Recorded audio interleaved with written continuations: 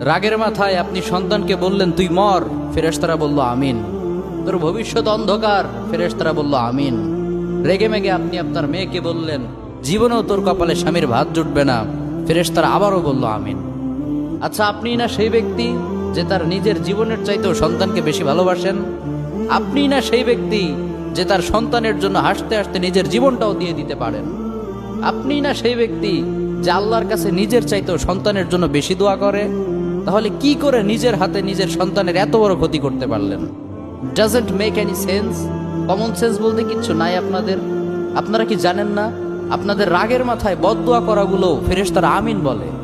দাওয়াতুল ওয়ালিদ আলা ওয়ালাদি, বাবা মা তার সন্তানের জন্য যেই দোয়া করে সেটা ভালো হোক কিংবা বদদোয়া হোক, আল্লাহ সেটাই কবুল করে নেয়।